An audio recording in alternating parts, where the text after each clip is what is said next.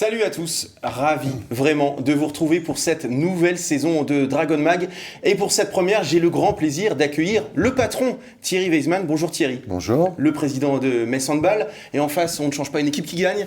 Nos deux chroniqueurs habituels, Baptiste et Mathieu. Salut les gars. Salut Arnaud. La forme, les vacances ont été bonnes. Impatient de reprendre comme les Dragons ce week-end. On ne pensait qu'à ça, n'est-ce pas Baptiste? Ouais, on a vécu le match contre BT ça nous a donné l'eau à la bouche, donc on a hâte de commencer la saison. Et bien justement, on commence cette émission avec la première mi-temps.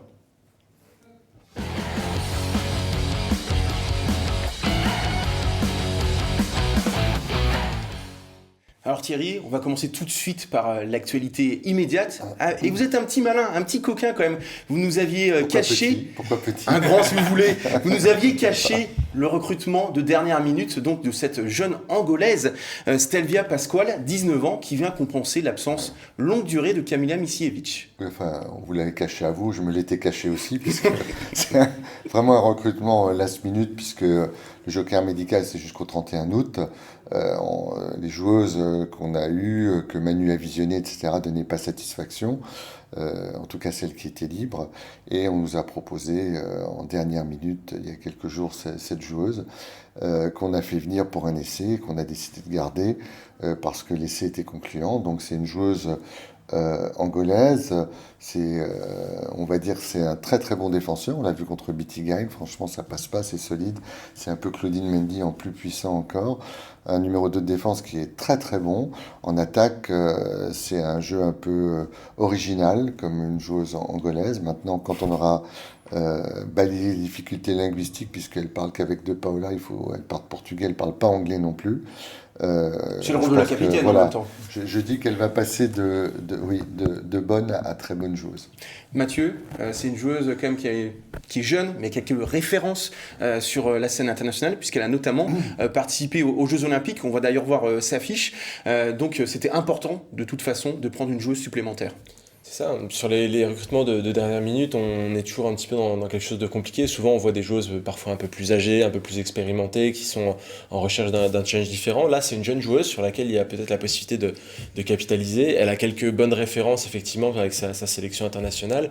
Elle a joué le mondial U20 également, où elle a fait des belles performances. Elle a joué contre l'équipe de France.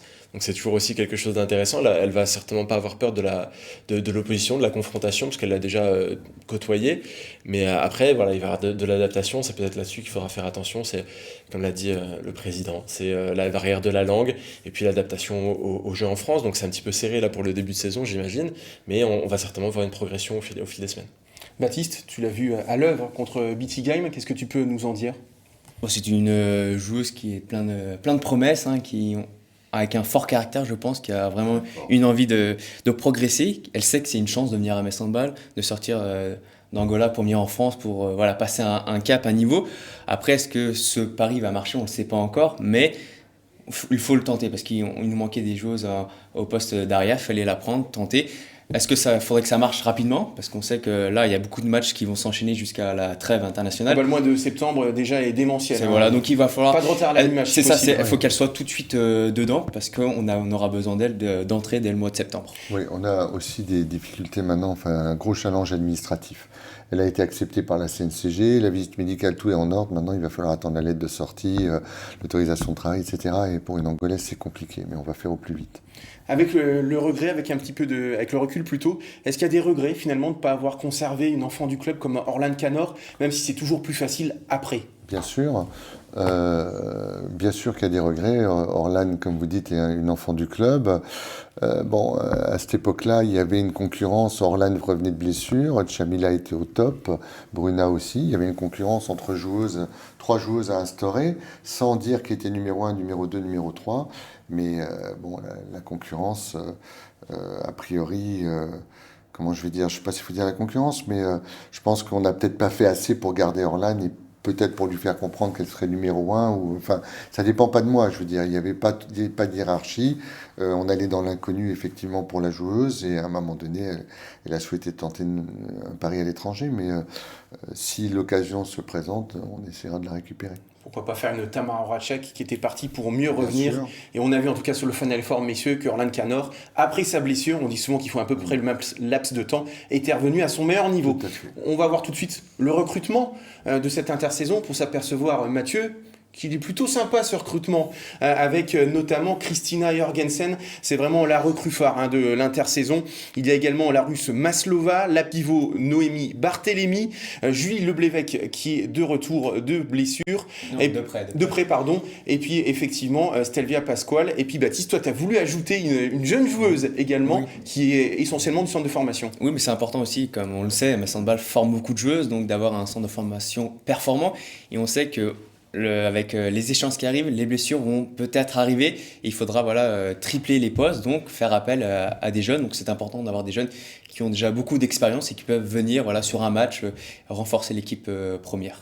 On peut également citer Merle Albers et Andela Zagar qui ont aussi été recrutées, donc des jeunes joueuses qui sont aussi très très prometteuses et qui vont faire les beaux jours de Metz Handball à l'avenir, je pense. Et avec de l'expérience aussi. Et puis on sait que Manu aime justement lancer dans le grand bain la classe biberon de Metz Handball, donc il n'est pas impossible sur peut-être des matchs un peu plus faciles, on ne donnera pas de nom d'adversaire, mais que ces joueuses rentrent justement en scène. Mathieu, Kristina Jorgensen, forcément, elle est au centre de tous les intérêts, on peut dire ça ? Au centre des intérêts, au centre du jeu. Moi, j'étais assez curieux de voir ce que ça allait pouvoir donner. J'ai eu l'occasion de le voir de mes yeux face à Bietigheim.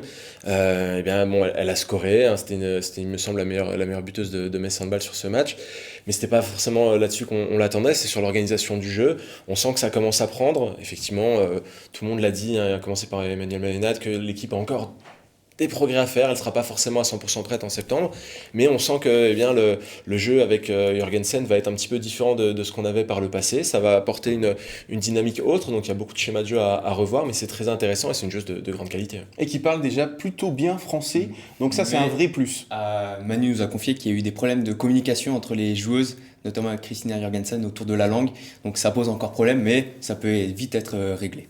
Thierry, sur Kristina Jorgensen, on sait que c'est le très joli coup de ce mercato. Oui, moi je suis fan de cette joueuse, elle est intelligente, elle a tout, je dirais, elle tire en extension, elle tire en appui, elle défend, c'est une patronne, j'espère qu'elle va prendre encore plus confiance, mais c'est vraiment, je sais les difficultés qu'on a eues à la faire venir, et je suis très très content qu'elle soit chez nous parce qu'elle a encore, Brest a allongé l'argent en dernière minute pour essayer d'arrêter sa venue, et ce coup-ci, la joueuse était jusqu'au bout. Pas comme Bernovic, effectivement. Oui, tout à fait.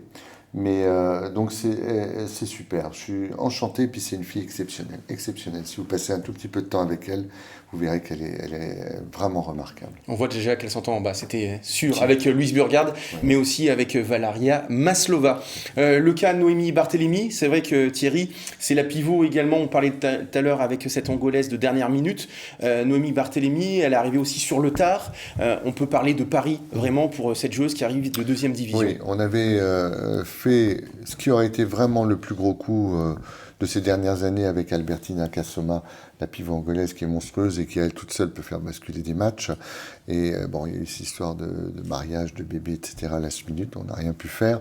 Brnovic était là encore séduite par Metz jusqu'à ce que Brest s'engouffre, alors qu'ils avaient déjà 2 pivots pour en prendre un 3e, mais c'est leur droit, avec des moyens en proposant 3 à 4 fois le salaire messin. Et même si Brnovic était séduite par l'offre Messine en termes de sportive et travail avec Manu, elle a vraiment en dernière minute changé d'avis. Et donc on s'est retrouvé sans solution. Et après avoir regardé un peu les possibilités et même, à l'étranger, en France, partout, et on est tombé sur cette joueuse qui présentait 2 ou 3 critères qui étaient intéressants pour nous. D'abord, 30 ans, quand même. 30 elle a ans, joué à Toulon notamment. Voilà, 30 ans, donc c'était une joueuse mature. Deuxièmement, elle a des qualités humaines, c'est une fille remarquablement intelligente, c'est quelqu'un de bien.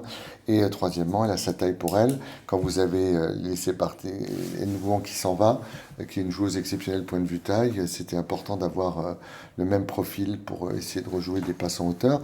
Et Noémie part de très très loin. Moi, je lui tire mon chapeau parce que j'ai eu peur à un moment donné ou deux qu'elle arrête, tellement il y a un gouffre avec un club de bas de première division ou de haut de deuxième division comme Saint-Amand et un club comme Metz qui joue le plus haut niveau mondial. Au niveau de l'intensité, au quotidien. Au niveau de la préparation physique, au niveau de l'intensité, de la rapidité des passes, de la rapidité de la puissance en défense, tout.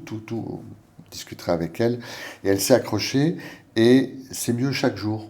On a vu contre Bietigheim, franchement, c'était très encourageant. Elle fait 2 sur 2, elle attrape 2 ballons difficiles, dont un de Tamara qui est difficile à négocier. Et elle fait de mieux en mieux. Et Manu m'a confirmé que vraiment chapeau à elle, parce que chaque jour, elle s'améliore et elle ne lâchera pas.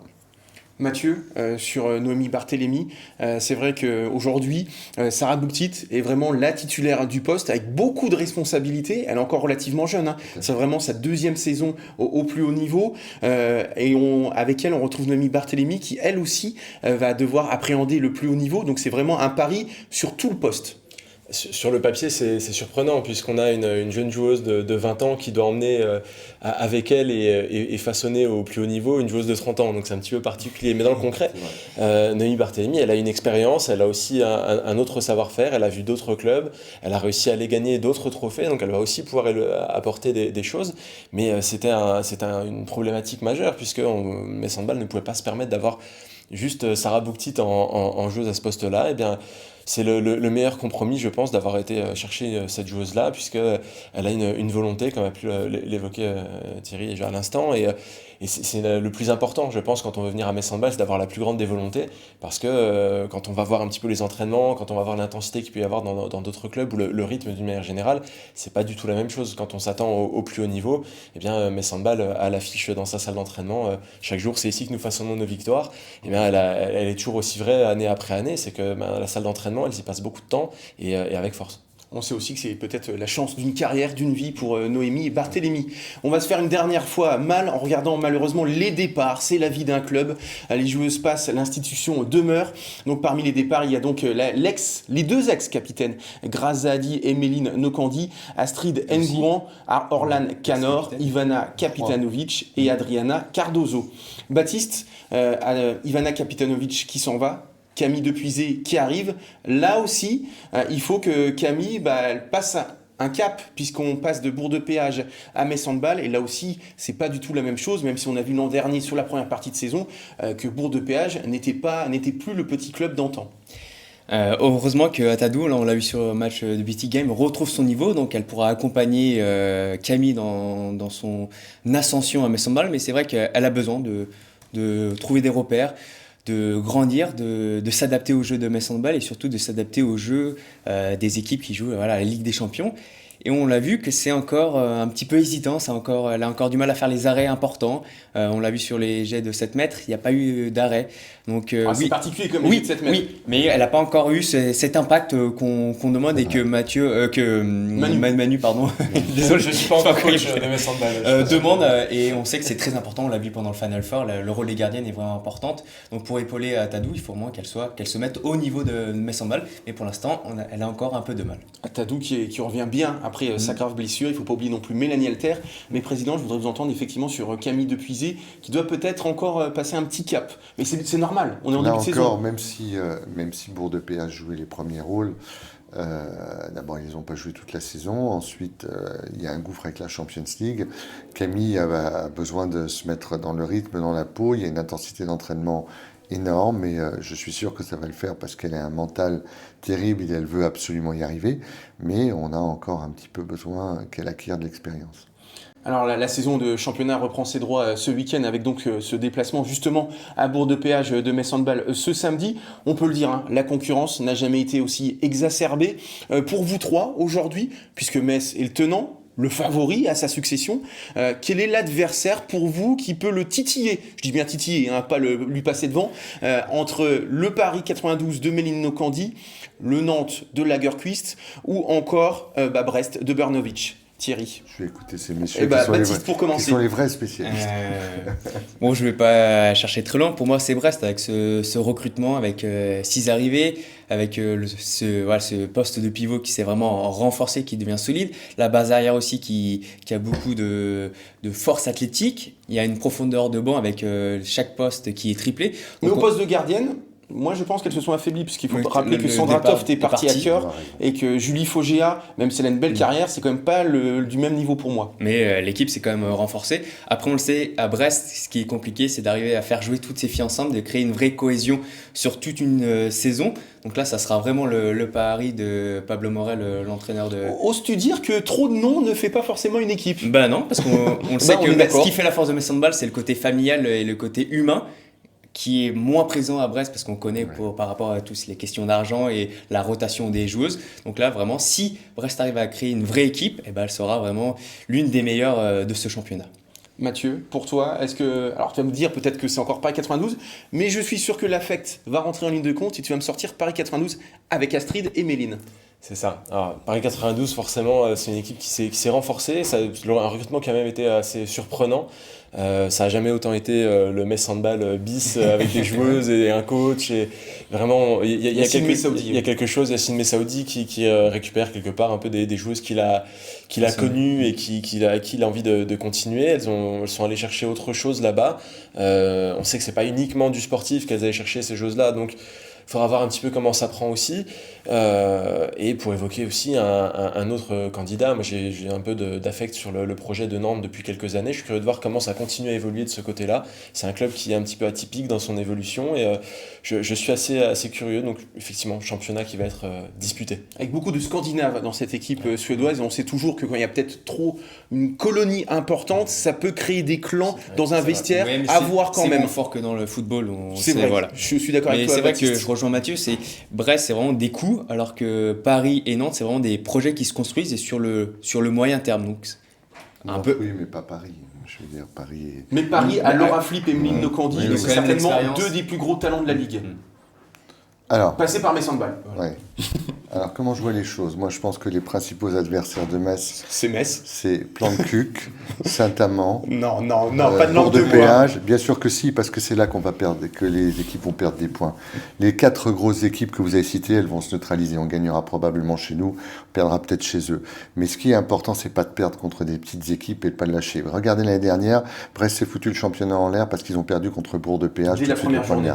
Donc c'est pour ça que je vous dis, l'adversité, c'est ça. Il faut déjà pas perdre contre Bourg de Péage au début, qu'il n'y ait pas un effet de surprise comme ça avec cette nouvelle équipe qui n'a pas encore habitué la pression, et ne pas perdre des points chez les équipes dites moins fortes. Les autres, ensuite, je considère qu'un championnat, cette année, va pas être défavorable à Metz parce que tout le monde va battre tout le monde, sauf que nous, avec notre coach et la façon qu'il a de préparer ces petits matchs, ces soi-disant les petites équipes, je pense qu'on fera pas de faux pas. Et je pense que c'est ça qui fera la différence. C'est pour ça que j'ai dit que c'est ce genre de matchs qui sont, franchement, je le pense vraiment, moi je veux dire, aller perdre à Brest ou à Paris ou à Nantes cette année, ça arrivera peut-être, probablement, j'espère pas.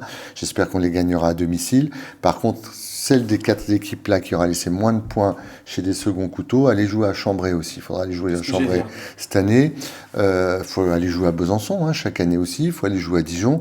Donc, l'équipe qui fera pas de faux pas à l'extérieur, pour moi, sera championne de France. Et c'est pour ça que je dis qu'avec le coach que j'ai, qui a l'habitude de ça et qui sait préparer ce genre de match, j'ai un petit avantage et c'est pour ça que je vais mettre une pièce sur Metz. Il faut rappeler qu'il n'y aura pas de play-off cette saison et donc c'est un championnat sec au bout de 26 journées et c'est vrai que c'est important de rappeler qu'effectivement peut-être les facteurs X de ce championnat, Besançon et Chambray, le Chambray de Melvin Debat, la revenante, et de Manon Ouette. Et effectivement, quand vous dites les projets, je pense que le projet de Nantes, c'est le nouveau projet. Celui de Paris, ça fait 10 ans.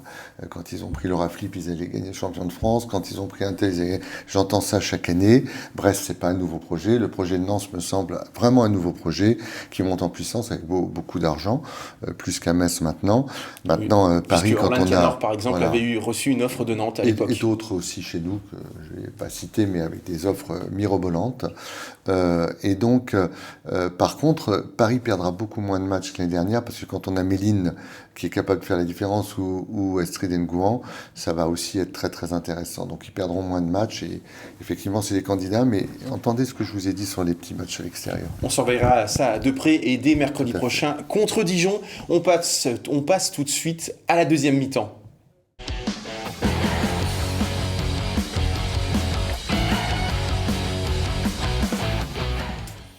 Alors Baptiste, on va parler de la nouvelle capitaine de Metz Handball. Alors entre nous, on s'était dit Tamara Horacek, Louise Burgard Et finalement, la fumée blanche est sortie avec Bruna De Paola. Est-ce qu'on peut parler de surprise? Alors toi, tu as eu les explications de Manu, de Bruna, mais quand voilà, le nom de Bruna est sorti, est-ce que tu as été surpris? Tu dis ah oui.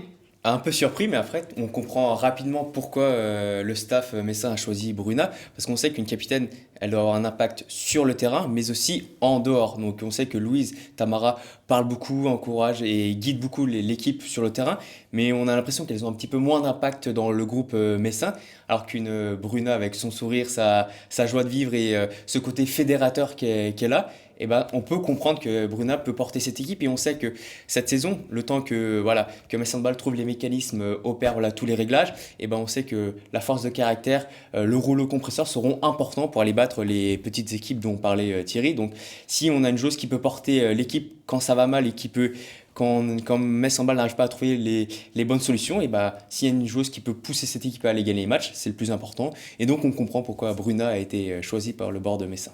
Mathieu, et puis on se rappelle de ce Final Four et de cette demi-finale, notamment contre Vipers, je ne veux pas rappeler les mauvais souvenirs, mais vraiment lors de ce match couperé, match peut-être le plus important de l'histoire du club, même si après Metz Handball a terminé 3e, c'est vraiment Bruna qui a porté ses responsabilités et porté l'équipe à finalement mourir à quelques buts près du club norvégien. C'est ça. Baptiste évoque le sourire, le caractère de Bruna, mais c'est aussi son état d'esprit, son énergie.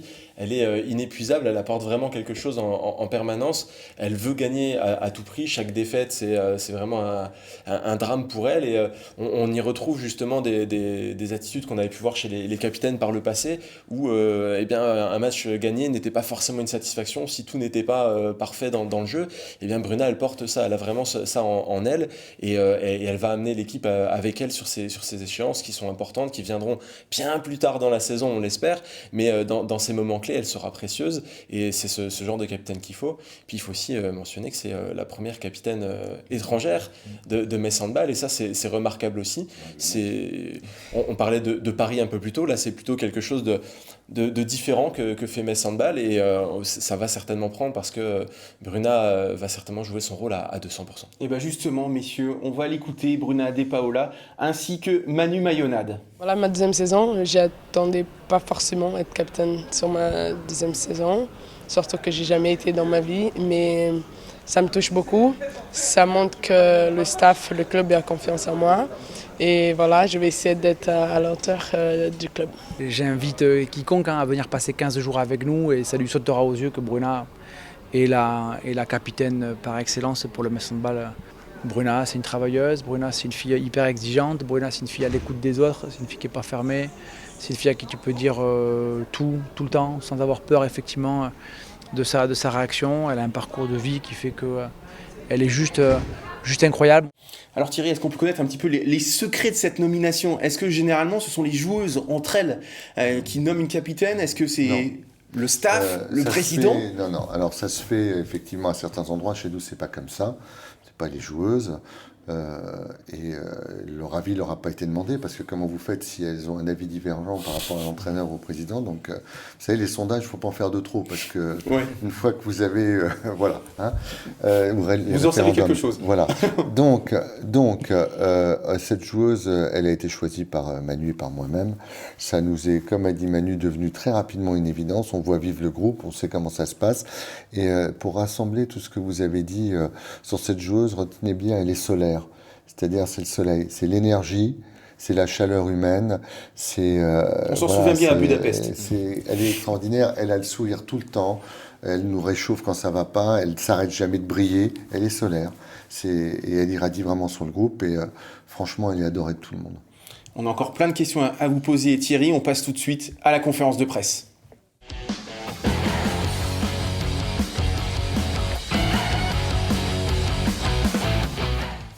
Alors je le disais, il y a plein de choses à évoquer. Je vais commencer par un sujet peut-être un petit peu pointilleux qui a fait grincer des dents, c'est la politique tarifaire. La nouvelle politique tarifaire de Metz Handball aux arènes de Metz, avec une augmentation des prix et des places, notamment parmi les premiers rangs.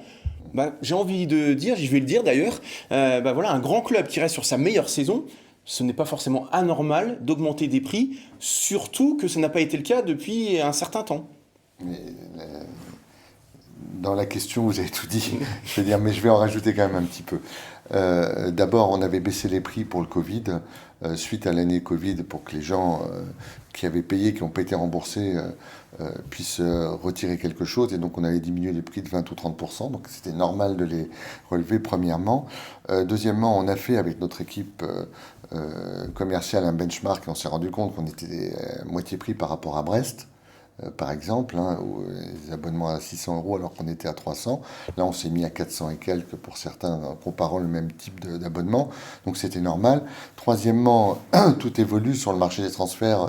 Comment on fait pour payer les joueuses, etc. Les gens veulent une équipe performante. Le spectacle est de qualité, mais ils sont étonnés qu'on augmente les prix. Je ne sais pas comment je peux faire. Les transports, autobus, avions, etc. ont explosé. L'hôtellerie a explosé. Enfin, tout a explosé. Il fallait bien coller un petit peu à l'actualité. J'en suis désolé. Et chaque cas est étudié quand il y a des difficultés pour pas que quelqu'un reste devant la porte des arènes. C'est passé par un petit déplacement et puis on avait besoin de certaines places qui étaient demandées, on avait plus de places à vendre à certains endroits. Donc on a souhaité soit que les gens payent le juste prix, soit les décaler un petit peu. Tout ceci s'est parfaitement bien arrangé et je peux vous dire que les abonnements ont explosé. Alors je vais vous donner des chiffres. Avant Covid, on était à peu près... l'année Covid, on a été à peu près à 80 000 € d'abonnement. Avant Covid, on était à 100 000. On est aujourd'hui à 153 000.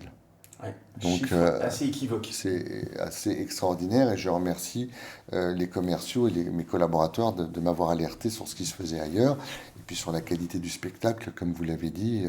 Voilà, on ne peut pas avoir une grande équipe si... voilà. Maintenant, il est hors de question que quelqu'un reste devant les arènes pour des raisons financières. On peut toujours s'arranger et on peut aussi décaler un peu les choses. C'est ce qui a été fait, mais j'espère qu'au bout du compte, tout le monde est content et tout le monde l'a compris. Ma grande erreur ou l'erreur du club, c'est peut-être de ne pas avoir expliqué tout ce qu'on vient de se dire initialement, mais je pensais que c'était une évidence pour les gens, j'aurais dû peut-être plus l'expliquer, je m'en excuse, mais en tout cas aujourd'hui, l'augmentation du tarif nous donne raison, puisque ça nous permet d'avoir maintenant des subsides pour continuer à lutter dans la cour des grands. Il faut effectivement saluer l'énorme travail de Greg Muller et de toute son équipe. Sébastien, Léa, enfin, on a Exactement. une équipe Mathieu, une extraordinaire. question pour le président? Justement, vous évoquiez des données financières. Moi, je me demandais, un an après le passage de Metz Handball sous un statut de société, comment se porte la société Metz Handball, le club Metz Handball? Comment je vais dire, je considère toujours que c'était une catastrophe pour nous. Encore une fois, maintenant, tout ce qui était, vous allez le voir aux arènes, tout ce qui était fait par les bénévoles est fait par des intérimaires au fur et à mesure.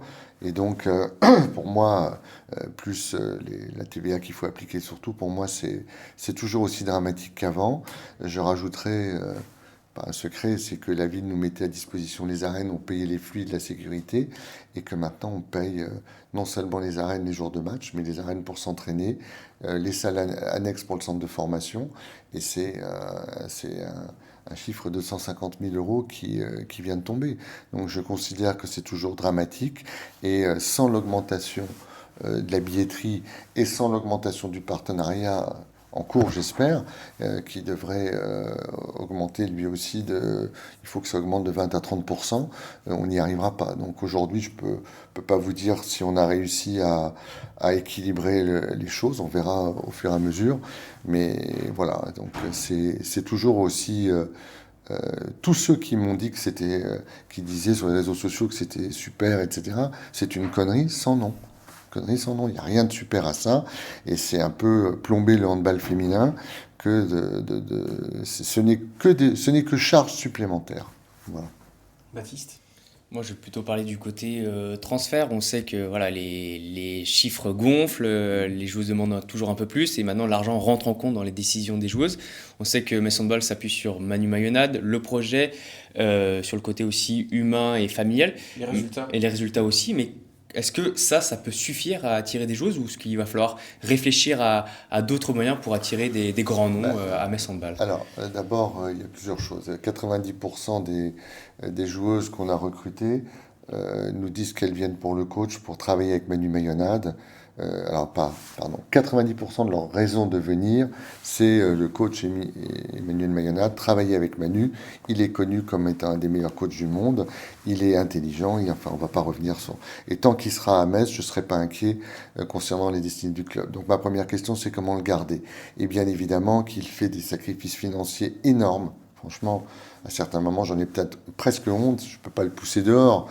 Mais je me dis que ce type est exceptionnel. Franchement, c'est tout sauf un mercenaire. Je sais les propositions parce qu'il me les répercute systématiquement. Parce que c'est quelqu'un de net et on n'a pas l'épaisseur d'une feuille de papier entre nous de non-dit. Donc je sais ce qu'il pourrait toucher ailleurs. Je sais les coups de téléphone que j'ai de présidents de clubs étrangers. Voilà, je vois lorsqu'on est en déplacement, j'ai vu au Final Four comment les présidents ou DG, directeurs d'autres clubs venaient essayer de l'attraper pour voilà. Donc aujourd'hui, ma principale question, c'est comment le garder lui, plutôt que de savoir comment faire venir d'autres joueuses. Donc il faudra quand même. Faire signer un CDI, tout voilà, simplement. Il est prêt, mais voilà, il est prêt. Donc c'est garder l'arme fatale. Pour moi, c'est lui ma priorité. Une fois que j'ai lui, je suis pas inquiet parce que je trouverai toujours des joueuses qui ne jouent pas que pour l'argent ou qui passagèrement veulent s'améliorer, etc. Ça, c'est la deuxième chose. Et puis deuxièmement, on en a parlé au début, c'est le centre de formation. Parce que quand vous avez Angela Zaga au centre de formation, vous verrez, on a un clone de Méline Nokandi, la petite Golvé. À l'aile, on a Malisa Liata, qui est la meilleure ailière gauche du monde de son âge, etc. On a attrapé la pivot allemande Merlet. On a à l'aile droite encore Emma Tussela, qu'on a déjà vu jouer. Fauvard, qui est un des meilleurs défenseurs français. On a à chaque poste dans les buts aussi, Mélanie Alter et l'autre gardienne. On a à chaque fois des joueuses en plein devenir. Et donc, je ne suis pas très, très inquiet pour l'avenir. Bien sûr, si demain, je veux faire revenir Anagro ou revenir, je sais pas, faire venir Oftedal ou quoi, bien sûr qu'il y a des impératifs financiers, mais ce n'est pas mon but non plus, premièrement. Et puis encore une fois, tant que Manu est là, on aura toujours des joueuses. Regardez Valeria Maslova, a posteriori, franchement, avec ce qui nous a été raconté quand on est allé en Roumanie, les sommes qui ont été mises sur cette joueuse pour la faire venir à Bucarest ou à Mistratal ou je sais pas quoi, mais c'est ahurissant que cette joueuse-là ait accepté la proposition de Metz. Et là, c'était pour travailler avec Manu, et c'était pour jouer dans un club où elle est respectée, où elle va s'améliorer, où il fait bon vivre, un club familial. Elle ira sûrement ailleurs après. C'est une joueuse qui est encore très très jeune, qui a un potentiel, elle a un potentiel monstrueux. J'espère qu'au fur et à mesure de la saison, il va se révéler. Mais quand Manu m'a appelé de Roumanie pour me raconter les offres, puisque les Roumains ont raconté à Manu, on dit on comprend pas ce qu'elle est venue foutre à Metz avec ce que nous on lui a proposé. Elle est là.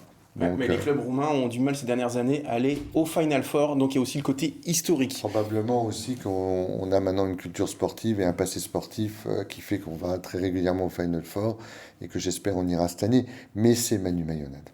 Dernière question, Président, vous n'étiez pas mardi à la grande messe d'avant-saison de la Ligue avec tout le folklore autour du lancement de Handball TV. Est-ce qu'on peut connaître les raisons? C'était une petite bouderie, pas envie de répondre aux sollicitations de la LFH? Non, mais je suis en très très bon terme avec Philippe Bana et notre Jalem Miaro, je leur ai expliqué, Vanessa Kalfa, avec la Fédé. Je veux dire, moi je rentre de vacances, c'est ma première semaine de retour. J'ai estimé que la place donnée au président de club ce jour-là n'était pas suffisante pour que je supprime une journée de consultation. Voilà, je veux dire, le déroulé de la journée qui était centré sur un médiadé sur d'autres choses, d'autres projets de la Fédé, faisait qu'à mon sens, j'avais pas de raison de venir passer une journée là-bas. J'avais dit que c'était la dernière question, je renchaîne comme sur une dernière sur la salle, sur les arènes de Metz. On sait que vous avez eu quand même des gros problèmes avec donc, le match à domicile contre Győr. Finalement, ça sera en Hongrie. Tout ça à cause du Moselle Open de tennis, même si c'est pas forcément la faute du tournoi en lui-même. Où en êtes-vous pour trouver peut-être une solution plus pérenne ? La difficulté n'est pas seulement une difficulté de clubs prioritaires aux arènes. Les arènes ont leurs impératifs pour rentabiliser les salles. Nous, on est le club résident et normalement prioritaire. Donc, c'était compliqué pour moi et j'ai eu très peur de perdre le match de Győr sur tapis vert, puisque Amnéville est en en rénovation. Le Luxembourg, la salle était prise. On a évoqué l'aspect de monter quelque chose à la FIM, c'était pas possible. J'en étais à proposer la salle de la SIG à Strasbourg ou à Reims. Ça commence quand même à devenir problématique. Donc il va falloir qu'on réussisse à trouver une solution. Ça, c'est la première chose. Et il y a encore franchement, d'autres enjeux très, très importants économiques avec la direction des arènes. J'ai vraiment, vraiment besoin qu'on ait un partenaire de ce côté-là et que ça soit pas une difficulté de gérer d'autres choses dont j'ai pas envie de parler ici. Mais on a une grosse réunion avec la mairie de Metz, le maire ou son adjoint au maire, Guy Reiss, la direction du groupe, et non pas des arènes seulement, d'autres gens, M. Oneda, le 9 septembre à la mairie de Metz, et j'espère qu'on pourra avancer sur des sujets qui mettent, non seulement pour des raisons d'emploi du temps, mais financières aussi, la pérennité du club en danger, parce que aujourd'hui, en dehors des journées qu'on paye, il y a d'autres frais que je ne peux pas accepter, mais je n'ai pas envie d'aller plus loin, pour lesquels il faut absolument qu'on trouve une solution. Merci beaucoup Thierry, bonne saison de Metz Handball. Merci à vous deux, que ça soit pour votre venue sur le plateau, mais aussi sur la préparation de cette émission. Deux rendez-vous importants, puisque dès ce lundi 5 septembre, à partir de 19h, je crois, c'est donc le grand moment.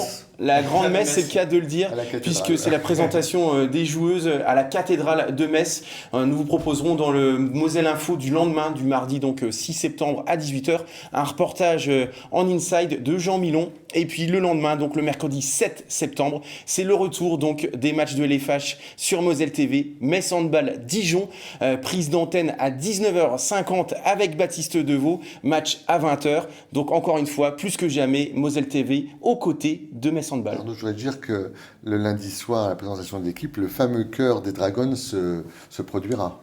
Donc ce sera une belle surprise. Ce sera une belle surprise, peut-être avec des joueuses donc, qui vont chanter. Bien sûr. Donc ça va être incroyable. Donc ne manquez pas le reportage d'un Moselle Info de Jean Milon. D'ici là, portez-vous bien et évidemment, bye bye.